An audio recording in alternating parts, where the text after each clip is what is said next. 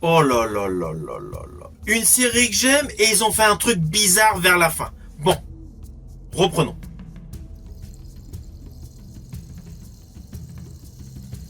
Hello, c'est HR, votre chroniqueur. Alors vous vous doutez, vu ma tenue, je vais vous parler de Cobra Kai. Plus précisément, de la partie 2 qui est disponible sur Netflix. Je fais partie de ceux qui étaient fans jadis des 3 premiers films Karate Kid.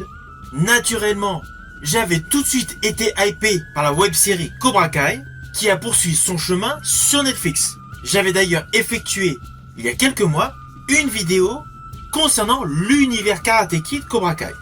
De ce fait, lorsque Netflix a mis les 10 épisodes de la partie 2 de la saison 6, forcément, je les ai enchaînés. Oui, je l'avoue, je les ai tous regardés d'affilée. Bon, je n'ai pas beaucoup dormi, mais je voulais à tout prix savoir ce qui allait advenir de ces protagonistes. Alors je vous le dis tout de suite, nous savions à la fin de la partie 1 de la saison 6 que le championnat Seikai Taikai allait débuter. Donc naturellement, c'est une surprise pour personne, dans cette partie 2, il y a le fameux tournoi. Et ce qui est justement parfaitement mis en scène, parfaitement calibré, c'est le dispatching des combats. On a vraiment des étapes différentes, du coup plusieurs épisodes, afin de nous démontrer tous les talents issus du karaté. Et cela avec des équipes de plusieurs pays différents. Il y a donc dans cette série un côté assez similaire aux anciens films avec Jean-Claude Van Damme que j'appréciais, du type Bloodsport et le Grand Tournoi. Mais là, dans cette série, il y a une seconde histoire qui prend beaucoup plus d'ampleur. C'est le passé du personnage Miyagi, issu évidemment des films Karate Kid. Alors plus précisément, le fameux bandeau que le personnage Daniel LaRusso avait découvert dans un coffre sous le dojo. Il y a donc dans cette deuxième partie l'exploitation naturellement de tout ce qui est combat par rapport au Seikai Taikai et tout ce qui a en rapport avec Miyagi, notamment le bandeau et sa participation jadis à ce fameux tournoi emblématique. Alors, ne vous inquiétez pas, je n'irai pas plus loin sur les lignes scénaristiques pour que vous ayez la surprise. Mais c'est un fait établi, vous le savez, que cette saison 6 de Cobra Kai est la dernière. C'est pour ça qu'elle se décompose en 3 parties. La première partie aboutissait sur le début de ce tournoi, donc forcément, cette deuxième partie débute sur un truc totalement inattendu. Alors les grands points forts de cette partie 2 de cette saison 6 sont les suivants. Les combats, de toute beauté, ils sont parfaitement orchestrés, leurs chorégraphies sont dantesques, tout ce qui est pied-point a réellement augmenté en qualité. Le level des affrontements est supérieur aux 5 saisons précédentes de Cobra Kai. Le deuxième grand point fort est le traitement scénaristique concernant la majorité des personnages, avec évidemment en figure de proue la relation Miguel avec Robbie. Alors oui, il y a des fondements scénaristiques très jeunes, notamment la relation de Robbie avec sa copine.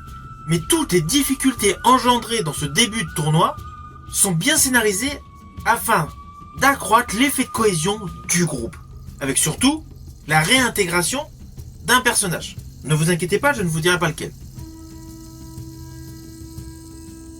Il y a de belles lignes de dialogue par rapport à la mère de Miguel et naturellement un moment extrêmement tendu avec une personne emblématique dans un jacuzzi.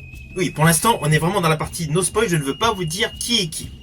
Mais sachez que cette deuxième partie de cette saison 6 a un réel équilibre pour les jeunes et pour les moins jeunes. De ce fait, tous les fans de Cobra Kai et de Karate Kid seront satisfaits. Néanmoins, il y a selon moi un défaut. On va pas se mentir, il y a un défaut qui n'est pas logique. Je le conçois qu'il y a des rivalités, que ça peut aller vers de la haine. Mais dans cette partie 2, il y a un débordement qui ne s'explique pas. Alors oui, pour ceux qui ne veulent pas être spoilés, il vaut mieux arrêter la vidéo tout de suite. Car là, ce que je vais dire, cela s'apparente à un spoil. Ce n'est pas un spoil de folie, mais c'est quand même un spoil. À un moment précis, donc dans la série, plus vers la fin, il y a ce qu'on appelle une baston générale.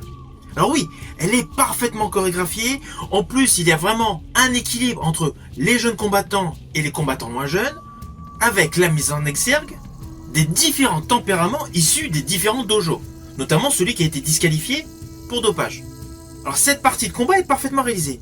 Mais là où le bas blesse, c'est lorsqu'on arrive à ce niveau d'arts martiaux, en fait on ne fait pas de combat de rue. On est dans l'apaisement. En fait le sport est un exutoire, mais dans le respect. Or, cette séquence démontre que tout le monde bascule dans la baston. On a l'impression d'être au Far West. Plus précisément dans un saloon où des mecs à moitié bourrés ont décidé de se taper dessus. Alors c'est parfaitement orchestré, c'est parfaitement chorégraphié, mais par rapport à la psychologie qui est mise en exergue tout au long de cette série, ce passage me laisse perplexe. Il a beau être très bien réalisé, mais l'essence même des arts martiaux a été mise selon moi de côté pour laisser place au spectacle. Et selon moi, c'est dommage. Il n'y aurait pas dû y avoir cette baston générale. Alors oui, le final est dans l'émotion à 100%, c'est clair. Je n'irai pas trop loin non plus là-dessus pour que vous ayez la surprise. La série d'ailleurs s'arrête net, après ce moment d'émotion. Mais juste avant, le côté baston général est selon moi le défaut scénaristique de cette série. Sinon, l'ensemble de cette partie 2 de cette saison 6 est extrêmement bien tourné et a une histoire qui tient la route, avec des intervenants qui reviennent et des petits détails via des flashbacks pour nous préciser par quel biais ils reviennent. Ça d'ailleurs c'est plutôt réussi. Mais en ce qui concerne la baston générale, selon moi, elle était superflue. Car tout au long des 10 épisodes, il y avait une très belle démonstration des arts martiaux. Alors sachez que la dernière partie de la saison 6 sera diffusée sur Netflix le 13 février. Je vous dis à bientôt pour une prochaine vidéo.